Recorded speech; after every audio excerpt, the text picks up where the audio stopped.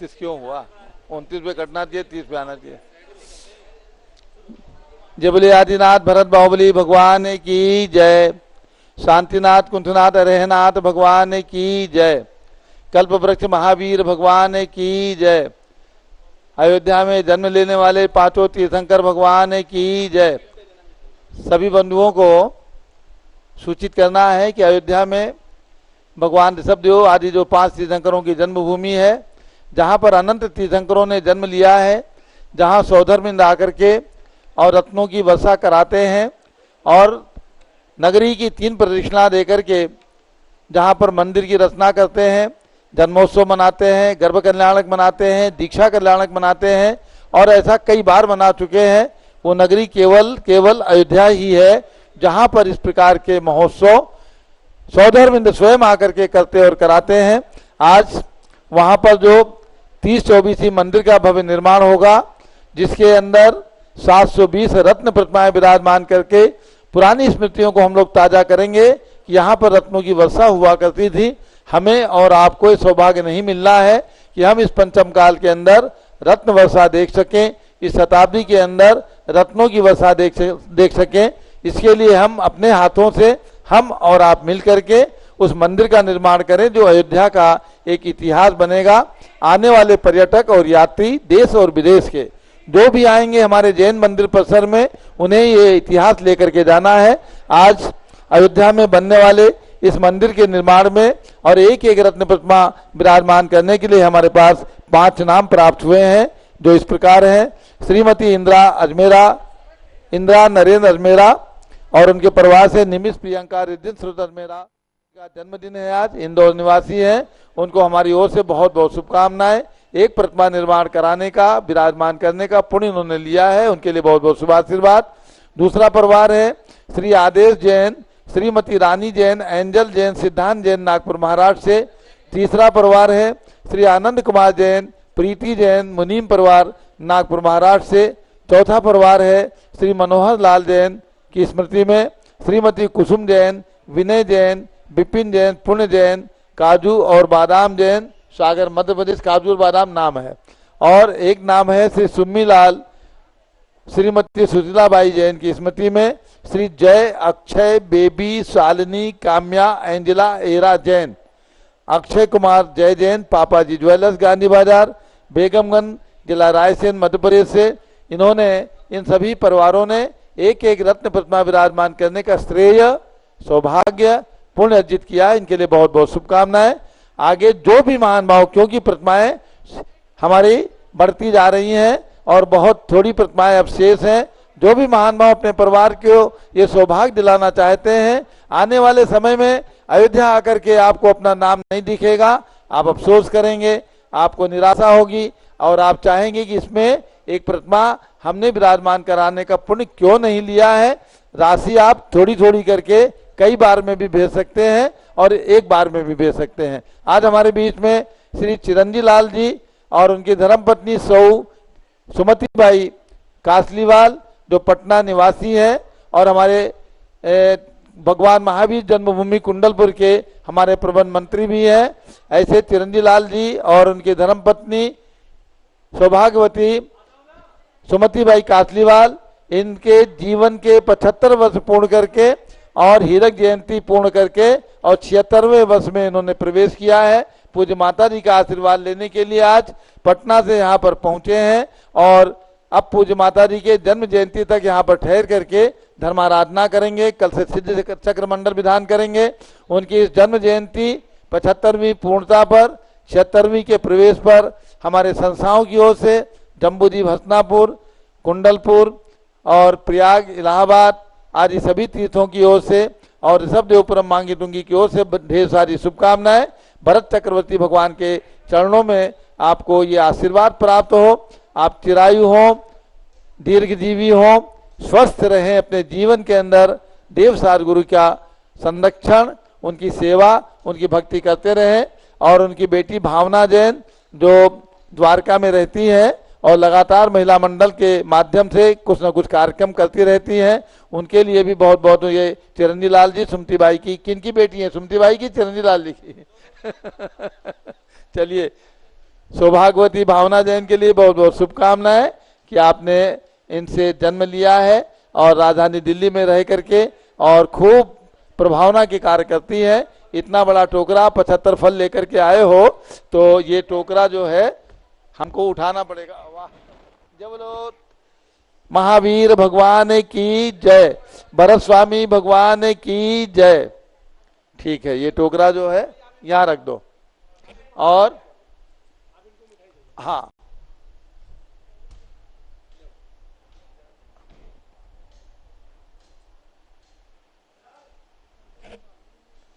बहुत बहुत शुभकामनाएं, पूज्य माता जी का मंगल आशीर्वाद।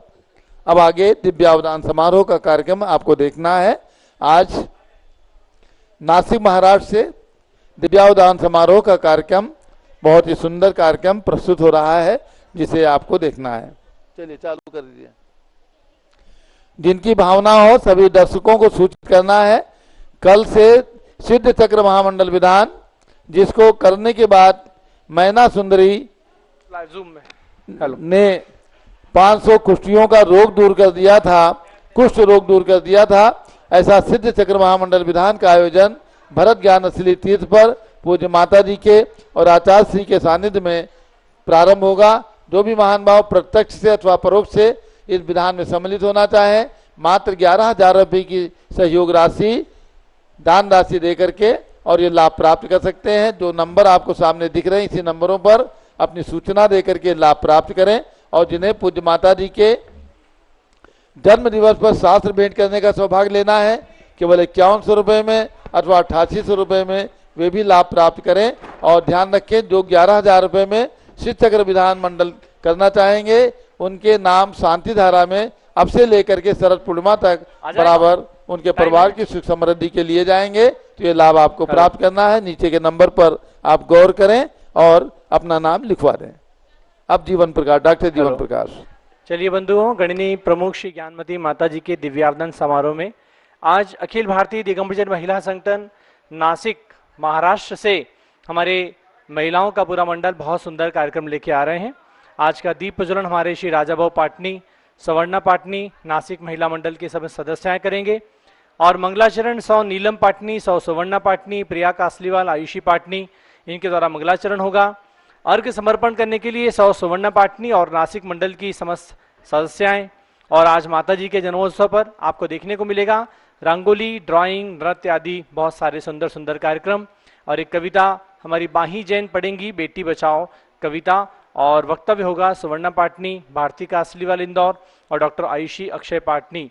तो इन सब कार्यक्रम को लेकर के आपके समक्ष यहाँ प्रस्तुत हो रही हैं अखिल भारतीय दिगंबरजन महिला संगठन नासिक की महिलाएं, जिसमें प्रमुख से हमारे सुवर्णा पाटनी ने अपना योगदान निभाया है, राजाभाऊ पाटनी की बहू नासिक। और आइए अब देखते हैं इस कार्यक्रम की झलकियां। स्वरों में हर पल गाऊं गान, शांत भाव छवि मन को भाए, हृदय कमल मुस्काए। आज मिलकर भक्त सभी हम भक्ति सुधा बरसाए, भक्ति सुधा बरसाए। माता जी, आप स्वयं तीर्थ जैसी पावन हो। आप हो अपने में समय सार, आप साद्वात के प्रस्तोता, वाणी विना के मधुरता।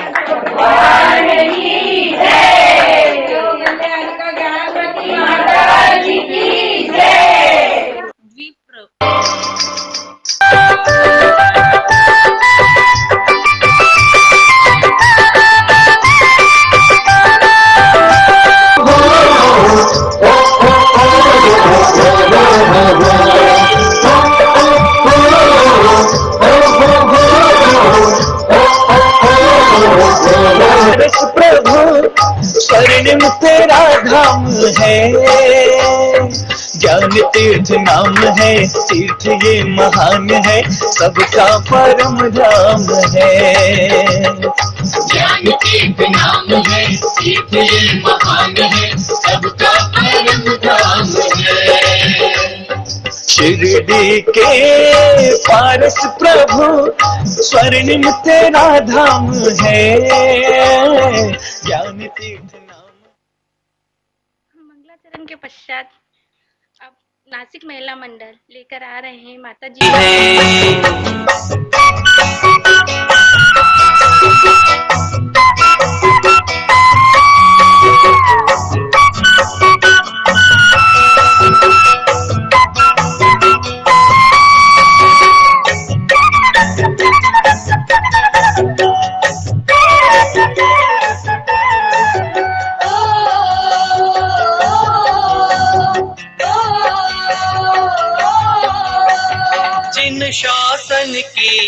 महिमा, हाँ महिमा। जहाँ देव शास्त्र गुरु तीन रतन की गरिमा, जहाँ देव शास्त्र गुरु तीन रतन की गरिमा। अनमोल रतन इन्हें कहना, हाँ कहना। जिन आत्म में अब उन्हें संजो कर रखना, जिन आत्म में अब उन्हें संजो कर रखना। उन रत्नों की चमक तेरी काया में झलकती है, त्याग तपस्या की किरणें अंतर से निकलती है। यह शांत छवि तेरी बड़ी सुंदर लगती है। ओ यह शांत छवि तेरी बड़ी सुंदर लगती है।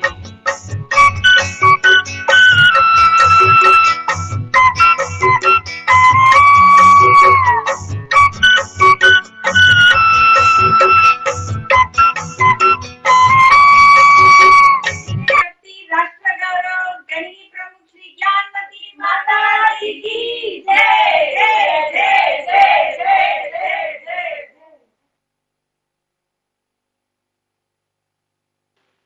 अद्भुत जन्मोत्सव झलकियों के बाद अब हम प्रस्तुत करने जा रहे हैं एक हे ज्ञान सिंधु, हे ज्ञान मूर्ति, हे ज्ञानमयी माँ ज्ञानमती माता जी, जिनके रचना में वाणी में बसती है नित माँ सरस्वती। भारत गौरव इस युग की ब्राह्मी जो कहलाती हैं दिव्य शक्ति, उनके चरणों में नमन हजारों अर्पित है श्रद्धा भक्ति। नमन हजारों है श्रद्धा भक्ति। शत शत वंदन, शत शत वंदन। 88वां जन्मोत्सव के उपलक्ष्य में आज बेटी बचाओ आंदोलन बहुत चल रहा है। इस उपलक्ष्य में माही जैन एक कविता प्रस्तुत करने जा रही हैं। माही जैन। जय जिनेन्द्र, आज मैं आप सभी को बेटियों के ऊपर एक कविता सुनाने जा रही हूँ। गुड़ियों का ब्याह इसके तो रचाए बेटियां, जीवन नहीं है खेल समझ जाए बेटियां। गुड़ियों का ब्याह इसके तो रचाए बेटियां, जीवन नहीं है खेल समझ जाए बेटियां। जन्म पे हमारे न शहनाई बजी थी, भैया के आगमन पे तो धूम मची थी। घर बार में हिस्सा ना चाहे बेटियां, साजन के घर का हिस्सा बन जाए बेटियां। माँ ने संस्कार दिए, भाई ने उपहार, बाबुल ने संग धरने को तारे दिए उधार। बाबुल का कर्ज इस तरह चुकाए बेटियां, हर जन्म में उसी पिता को चाहे बेटियां। दुनिया में आई है तो कुछ काम करेंगी, भैया तुम्हारे सपनों में रंग भरेंगी। बाबुल की गरीबी को यूं मिटाए बेटियां, बाबुल की गरीबी को यूं मिटाए बेटियां। टूटे खिलौनों से भी घर सजाए बेटियां। बेटे तो एक कुल का ही नाम करेंगे, दोनों कुलों की लाज को संभाले बेटियां। बेटे अगर हीरे हैं तो मोती है बेटियां, बेटों से बढ़ के होती है ये प्यारी बेटियां। वो एक पल विदाई का न दिया उम्र पड़ी, द्वारे पे कोई गाय जैसे दान को खड़ी। रस्ते के मुसाफिर को भी रुलाए बेटियां, हर सांझ सवेरे याद आए बेटियां। विनती है आप सब। अनूठी कविता के बाद दिवस मंगलमय है, भक्ति में है अतिशक्ति, यह उक्ति जग में प्रसिद्ध है। भक्तामर के द्वारा जीवन में आती सुख शांति है। तो आज भक्तामर के बारे में बताना है, गण्य आर्य का ज्ञानमती माता के गुणों को गाना है। जय जय ज्ञानमती, जय जय ज्ञानमती, ज्ञानमती माता जी की जय। गण्य प्रमुख ज्ञानमती माता जी के चरणार बिंदु में हमारा शत वंदामी वंदामी वंदामी। समस्त आर्य संघ को वंदामी श्रीमती स्वामी रविंद्र कीर्ति जी को नमन। आज हम ज्ञानमती माता जी के 88वें जन्म दिवस महोत्सव के अंतर्गत मैं आपको भक्तामर महाकाव्य के बारे में कुछ कहना चाहती हूँ। ज्ञानमती माता जी का आदिनाथ आदि ब्रह्मा पर अत्यधिक अटूट श्रद्धान है, जिसका उदाहरण साक्षात मांगी तुंगी में विश्व की सबसे बड़ी प्रतिमा के रूप में आप हम सभी के सामने है। साथ ही हस्तिनापुर में ऋषभगिरी पर उन्होंने अति ही सुंदर आदिनाथ भगवान का मंदिर भी बनाया हुआ है। तो मैं आपके भक्तामृत स्तोत्र के बारे में बताती हूँ कि यह काव्य हमें कहाँ और कैसे प्राप्त हुआ। इसमें आदिनाथ भगवान की स्तुति का वर्णन किया गया है। यह करीब लगभग 7वीं शताब्दी के अंतर्गत माना जाता है। भक्तामृत की स्तोत्र की कर देना इसको। यह घटना का समय 7वीं शताब्दी के लगभग माना जाता है। काव्य की कहानी इस प्रकार है कि एक बार मांगतुंगाचार्य उज्जैन नगरी के एक बगीचे में विराजमान थे। वहां पर राजा के दरबार के कुछ मंत्री लोग उनसे मिलने गए, जिससे वे राज दरबार में थोड़ा विलंब से पहुंचे। राजा को जब ये पता लगा कि मंत्री लोग किसी दिगंबर नग्न साधु के साथ मिलने गए थे, तो उन्होंने मांगता आचार्य को अपने दरबार में बुलाया। परंतु आचार्य श्री ने कह दिया कि मुझे संसार के किसी काम से कोई लेना देना नहीं, मैं इसलिए दरबार में नहीं उपस्थित होऊंगा। तब राजा को बहुत क्रोध हुआ और उन्होंने जबरन आचार्य श्री को दरबार में बुलाया। आचार्य श्री ने अपने ऊपर उपसर्ग जानकर मौन धारण कर लिया, जिससे राजा और अधिक क्रोधित हुए और उन्होंने उन्हें 48 बेड़ियों से बंदी बनाकर एक कोठे में डाल दिया और जैन धर्म के बारे में कुछ उल्टा सीधा अवश्य कहा, जिससे आचार्य श्री को बहुत दुख हुआ। उन्होंने जैन धर्म की प्रभावना और इसकी रक्षा वे आदिनाथ भगवान की स्तुति में लीन हुए और वो भक्ति में इतने लीन हुए कि उनके द्वारा इन 48 काव्यों की रचना स्वतः ही निर्मित हो गई। जैसे जैसे उन्होंने इस काव्य की रचना की, वो इतनी विशुद्धि में डूबते गए कि 45वें और 46वें काव्य की रचना होते होते उनके सारे बेड़ियों के बंधन टूट गए। में बुलाया, इससे जैन धर्म की अत्यधिक प्रभावना हुई और राजा भोज ने भी जैन धर्म को और उनके समस्त दरबारियों ने जैन धर्म को स्वीकार किया। इस प्रकार यह भक्तामर की महिमा अत्यधिक है। अब मैं आपको ये बताऊंगी कि भक्तामर जी से हम इसके हर काव्य में कोई न कोई बहुत ही विशेष रूप से इसकी रचना हुई है। इसके द्वारा कैसे भी कार्यों की सिद्धि हमें हो सकती है। विशेषकर 45वें काव्य के द्वारा हम बहुत से असाध्य रोगों को भी ठीक कर सकते हैं।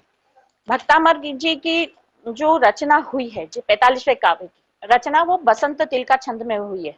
बसंत तिल का छंद को जब हम राग सहित गाते हैं तो एक अत्यधिक भक्ति रस प्रभावित होता है, जिससे हमारे पूरे मन में तरंगे और लहरें आंदोलित होती है। इसके प्रत्येक चरण में 14 अक्षर हैं और जो कि हमें 14 गुण स्थान का प्रतीक बताते हैं। और प्रत्येक काव्य में 4-4 चरण है, जो हमें चारों गति से मुक्ति दिलाने का उपदेश देते हैं। इस प्रकार एक चरण में 14 अक्षर और चारों चरण में मिलाकर 56 अक्षर है। इस तरह से पूरे 48 काव्य में 2288 अक्षरों का है और ये प्रत्येक अक्षर, सिर्फ अक्षर नहीं, प्रत्येक अक्षर एक मंत्र की महिमा को रखते हैं। अब मैं आपको यह बताऊंगी कि आज की युवा पीढ़ी हमसे यह प्रश्न करती है कि क्या एक काव्य के द्वारा किसी असाध्य रोगों को ठीक किया जा सकता है।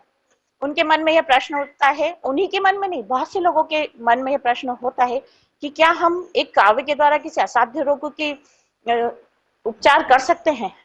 परंतु शायद ये कुछ समय पूर्व संभव न था, पर अभी आधुनिक और वैज्ञानिक युग में जब हम ये जानते हैं कि स्वर थेरेपी भी बहुत ज्यादा महत्व रखती है, तो उसके द्वारा आज बच्चे लोग जानते हैं कि ये साइंस के द्वारा कैसे संभव हो सकता है। जब हम किसी अवसाद में घिरे होते हैं तो हमारा शरीर में एक पिट्यूटरी नामक ग्रंथि होती है। यह ग्रंथि जब हम बहुत अवसादित होते हैं तो एक HCTC नामक हार्मोन्स का स्राव करती है। यह हार्मोन्स हमारे शरीर के सारे स्नायुओं को संकुचित करता है, जिससे हमारे शरीर पर बहुत बुरा प्रभाव पड़ता है और हम बीमारी और अवसाद से घिरते जाते हैं। वहीं हम किसी भक्ति रस में हो, चाहे वो भक्ति हो, भगवान की पूजा हो, आराधना अर्चना हो या कोई खुशी का मौका, तब वही ग्लैंड हमारे शरीर में से HTFC नामक हार्मोन्स का स्राव करती है। यह हार्मोन्स हमारे सारे स्नायुओं को रिलैक्स कर देता है, जिससे हम खुशी और आनंद का अनुभव महसूस करते हैं। और यही खुशी और आनंद हमारे उपचार थेरेपी एक महत्वपूर्ण अंग होता है। इसी के द्वारा हमारे शरीर के सारे स्नायु रिलैक्स होते हैं और उपचार पद्धति में इसका अत्यधिक उपयोग होता है। और इस जो चीज साइंस, मेडिकल या दवाई नहीं कर सकती है, उससे कहीं गुना इस थेरेपी से हम अपने शरीर को स्वस्थ और मन को स्वस्थ बना सकते हैं। भक्तामर महाकाव्य के द्वारा जैन पद्धति से किए जाने वाली यह एक आध्यात्मिक चिकित्सा है। यह उपचार हमें दर्शन के इर्द गिर्द घूमता है, जहाँ ईश्वर में विश्वास एक आवश्यक तत्व है। आध्यात्मिक उपचार में अपार विश्वास के द्वारा हम असाध्य रोगों को भी ठीक कर सकते हैं, किया जा चुका है और किया जा रहा है। इसमें अनेक डॉक्टरों द्वारा इस अनूठी उपचार पद्धति को मान्यता प्राप्त हुई है और उन्होंने इसका समर्थन किया है। इस पद्धति के द्वारा हम अनेक रोगों का उपचार कर रोगियों को कष्टों से भी मुक्ति दिला सकते हैं। श्रीमती डॉक्टर मंजू एवं अन्य अनेकों के द्वारा इस पद्धति के द्वारा बहुत से लोगों का उपचार आज भी सफलतापूर्वक हो रहा है। और सिर्फ देश में ही नहीं, विदेशों में भी हमारे जैन धर्म का डंका बज रहा है। हमारे जैन धर्म की प्रभावना अत्यधिक हो रही है। लोग इस काव्य के महत्व को समझ रहे हैं और इस उपचार में सहर्ष शामिल हो रहे हैं। भक्तामृत स्तोत्र के 48 श्लोक और मंत्रों में अपार शक्ति है जो उपचार में हमें सहायता देती है। भक्तामृत के द्वारा हम किसी भी पद्धति को, जरूरी नहीं कि किसी एक्सपर्ट के द्वारा ही इस उपचार पद्धति को करें। जहां आपके पास साधन नहीं है तो आप स्वयं भी इस पद्धति को अपना सकते हैं।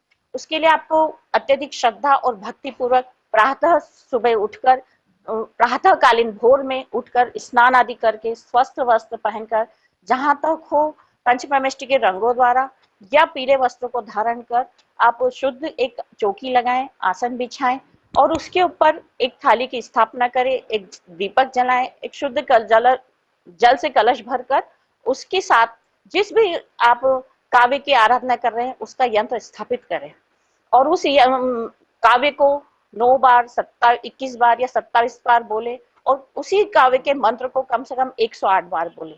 और आप जैसे जैसे मंत्र को बोलते जाएं, उस कलश में से जल लेकर उस यंत्र पर छोड़ते जाएं। इस प्रकार वह जल आपका बहुत ज्यादा मंत्रित हो जाएगा। फिर उस जल को आप रोगी को पिला सकते हैं। चर्म रोग पर, उसके शरीर पर या त्वचा पर उसको लगा सकते हैं। तब आप